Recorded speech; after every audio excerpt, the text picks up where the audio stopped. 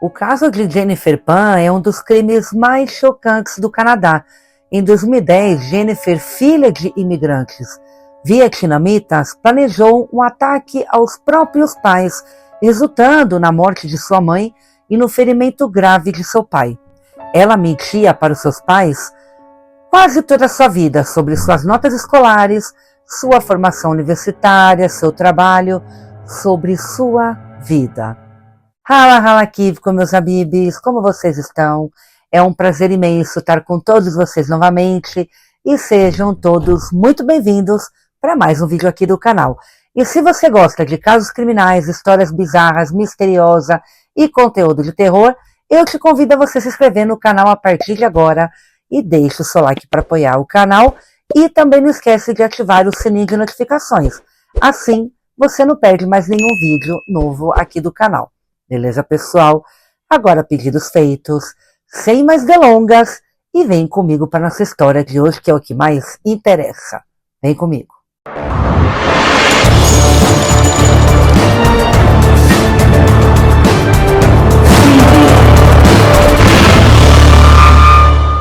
A Jennifer, meus amigos, nasceu no dia 17 de julho de 1986, no Canadá.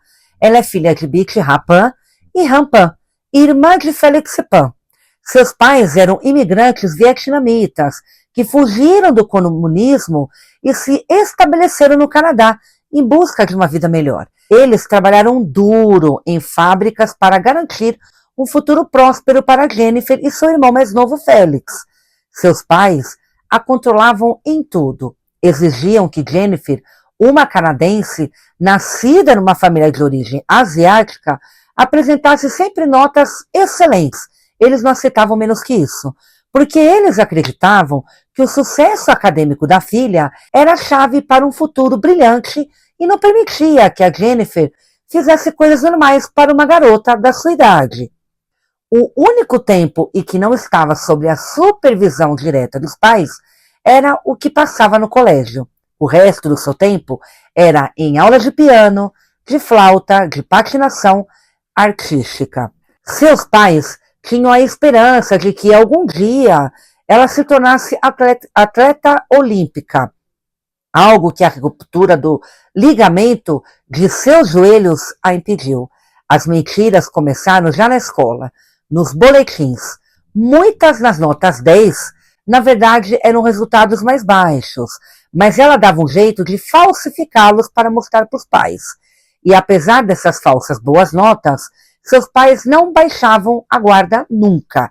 Quando chegou a adolescência de Jennifer, a impediam de ter qualquer tipo de relação com meninos.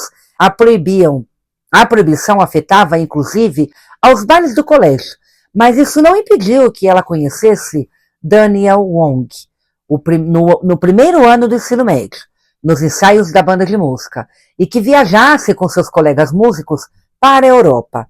Lá, Daniel e ela se apaixonaram, embora escondessem o namoro porque o pai de Jennifer não aprovaram o namoro do Daniel, por ser um traficante de drogas.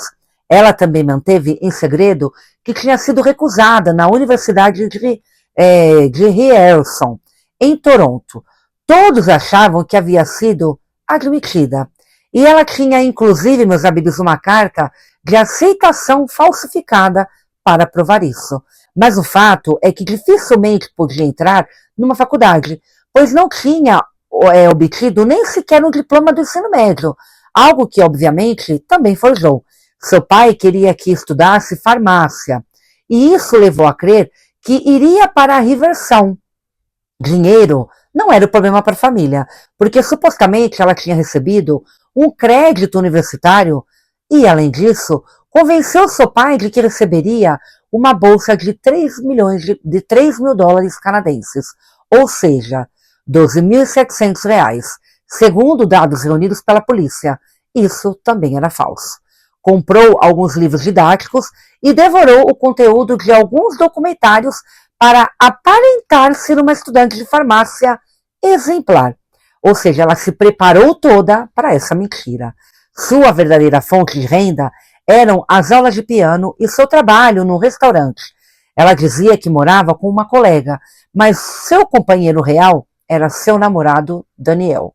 Quando chegou a hora de se formar, ela teve que inventar uma desculpa sobre a lotação do auditório para que seus pais não comparecessem, podendo assim manter a mentira. Então Jennifer aumentava cada vez mais o alcance de seus embustes. Dos estudos ao trabalho. Era mentira que tivesse conseguido vaga num laboratório de análise de sangue em um hospital, como disse aos seus pais. Já com a pulga atrás da orelha, eles quiseram acompanhá-la ao centro médico, onde supostamente a Jennifer atuava como voluntária. Toda a montagem vital da jovem estava em perigo. Seu único recurso, então, foi escapar quando já estava dentro das instalações do hospital, o que aumentou as suspeitas dos pais. Estas se tornaram mais sólidas quando decidiram ligar para a amiga de Jennifer, com quem ela supostamente estava vivendo por tantos anos, e foi aí que descobriram que era tudo mentira, da Jennifer. A fúria dos pais os levou a tomar medidas severas de controle sobre ela, que a essa altura já era uma mulher adulta. Então eles forçaram-na a deixar seu trabalho e ainda instalaram um dispositivo de monitoramento por GPS em seu carro. A fiscalização, meus amigos, era tão severa que o namorado de Jennifer, o Daniel, acabou rompendo com ela. Então, em 2010, a Jennifer retomou a amizade com um velho amigo do colégio, com o nome Andrew Montemayor, que lhe confessou que tinha vontade de tirar a vida do seu pai. Então, a Jennifer pensou em fazer o mesmo. Então, junto a outra pessoa, concebeu um plano para assassiná-lo, pagando $1.500 ao pistoleiro. Só que no final, era um estelionatário que fugiu com o dinheiro da Jennifer sem cumprir a tarefa. Então, recuperada a relação com Daniel, retomou a ideia de acabar com a vida dos pais.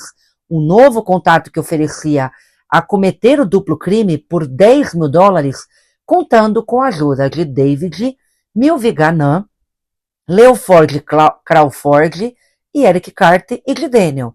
E assim, na noite do dia 8 de dezembro de 2010, Jennifer permitiu a entrada dos pistoleiros no sobrado dos pais. Vocês têm acesso VIP. Escreveu ao namorado pelo celular, avisando para entrarem. Obrigaram toda a família Pan, pai, mãe e filha, a descerem para o térreo, exigiram que lhes entregasse todo o dinheiro da família e que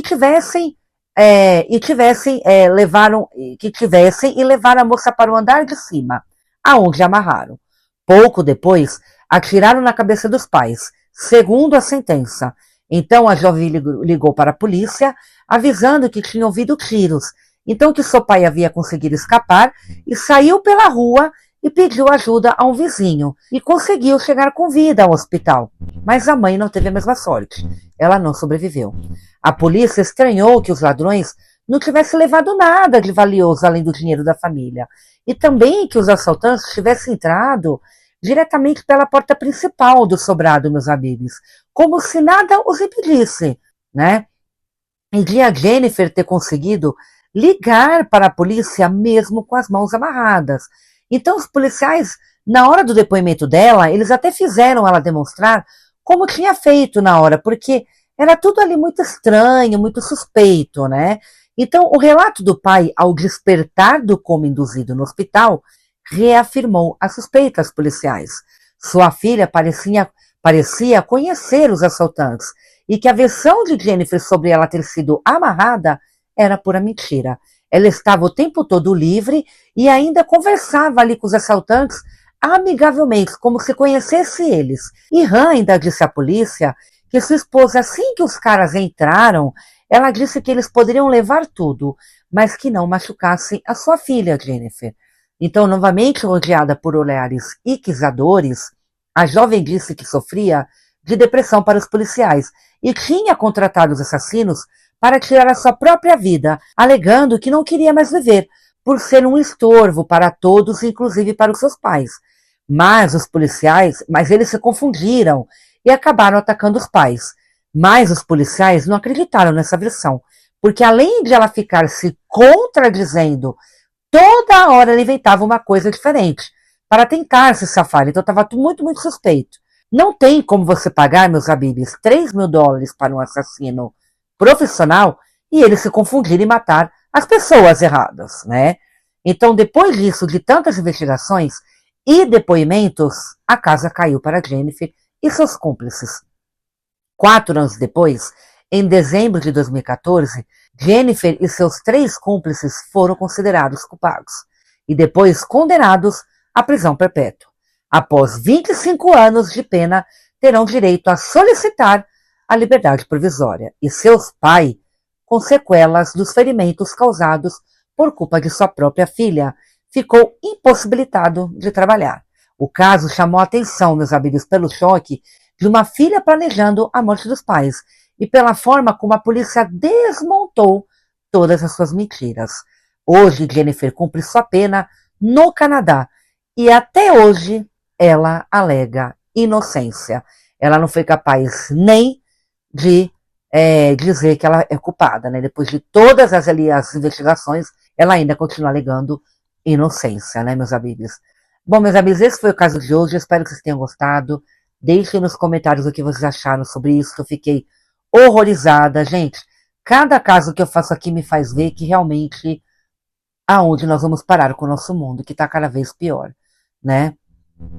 Filho planejando morte de pai, é um amigo que mata o outro por inveja, é um namorado que mata a namorada por ciúme. Gente, por isso aqui as pessoas tiram a vida uma das outras e não deveriam ser assim.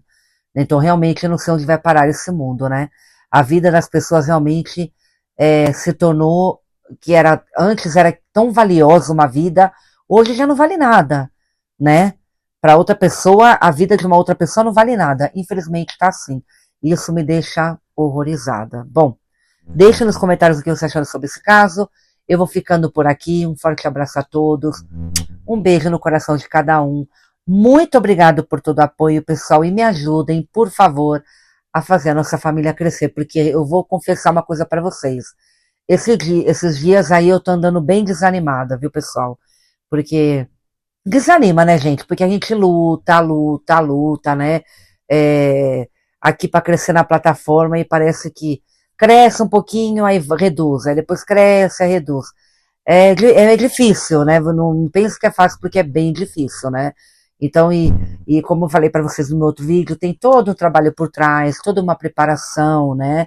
Eu pesquiso para vocês o assunto, monto todo um script, porque eu gosto de fazer isso também, essa é a minha parte favorita, tá? Mas não tem o trabalho por trás, né?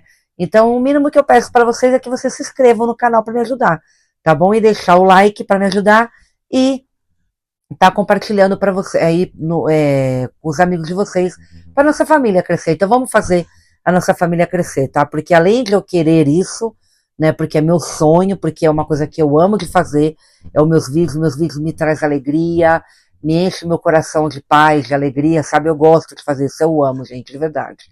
E é porque também eu preciso, tá? Por causa do meu filho, que eu já falei para vocês, do problema do meu filho, tem o tratamento, e como vocês sabem, aqui nos Estados Unidos é muito caro, né? A medicina e tudo mais, então eu preciso fazer meu canal crescer, tá bom? Para poder proporcionar para ele esse tratamento. Tá bom, gente? Então eu vou ficando por aqui. Um forte abraço a todos, um beijo. Que Deus esteja com vocês, iluminando o coração de vocês, protegendo vocês, e que vocês passem um excelente fim de semana. Muito obrigado por todo o apoio, e a gente se vê no nosso próximo caso. Beijo, meus amigos, amo todos vocês. Fui!